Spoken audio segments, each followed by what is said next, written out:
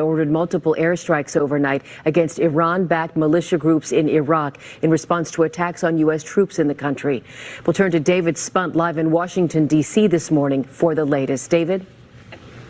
Well, several U.S. service members were injured in this Christmas Day drone attack yesterday. Unfortunately, one of them critically. It's just the latest attack on U.S. personnel in the Middle East since the start of the Israel-Hamas war. President Biden leaving the White House to spend Christmas at Camp David, but his Christmas turned into a working holiday.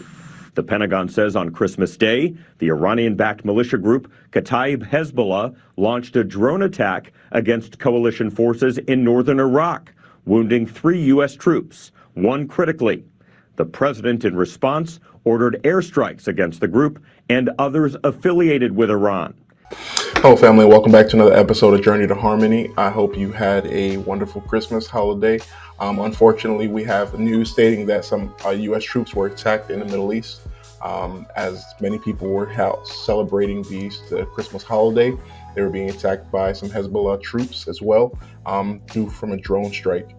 President Joe Biden, as we stated, as we heard there, he has announced and has declared some airstrikes. The airstrikes seem to be symbolic in nature overall. Nothing really has been reported as being damaged besides some buildings. So this is now supposedly the 103rd overall strike since October 7th that U.S. U.S. facilities have received, and it seems to be escalating.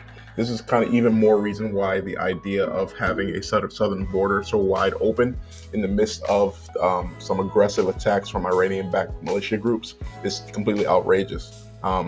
If those who are attacking you in the Middle East can send a flight over to Mexico and walk their troops into the country, it makes absolutely no sense why the border has been so neglected over these last 3, 4, 5 months, years, however much time we can see. And what's happening right now is that this is becoming even more escalated and becoming, something of a serious national security issue that no one exactly knows what's going on.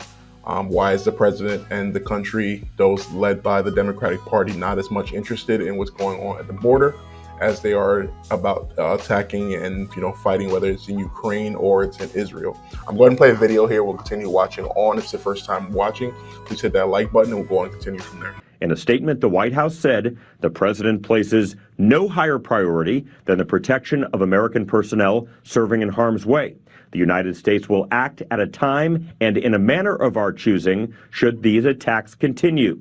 Secretary of Defense Lloyd Austin echoed that sentiment and added, while we do not seek to escalate conflict in the region, we are committed and fully prepared to take further necessary measures to protect our people and our facilities. This adds to the growing list of more than 100 attacks on U.S. forces since October 17th, just days after Hamas attacked Israel.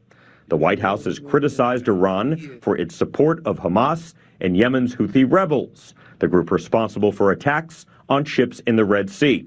Some lawmakers, though, think a stronger message from the United States needs to be sent. What we've seen is put 2 aircraft carrier strike groups into the region. That's a massive show of military force.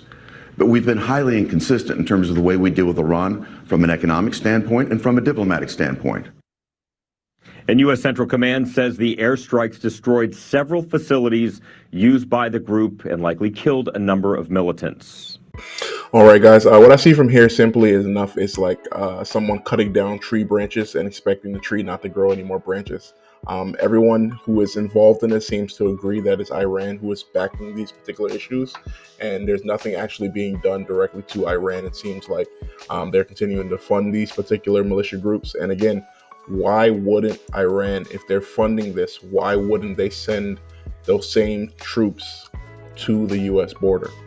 This is completely outrageous, the overall thought process. I'm going to play a video here to watch a little bit about the caravan that's coming.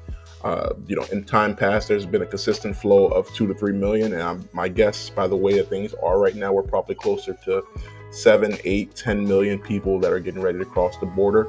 The U.S. announces about the people who they have encountered, which also means that there are also people who have not been encountered overall who are crossing the U.S. border illegally and being sent all over the country as a result of it. Many people are stating that these particular individuals are receiving ID cards in NYC. They're, receiving housing and free shelter in all these different places.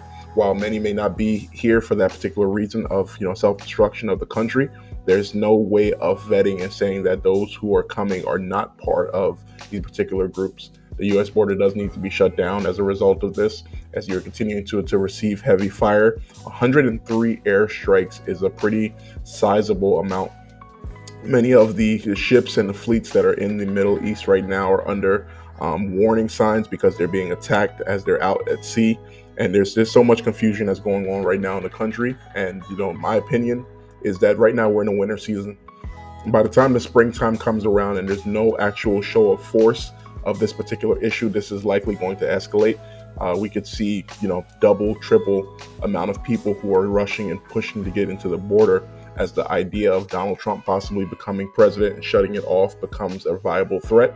And we can see just, immense amounts of people coming into the country.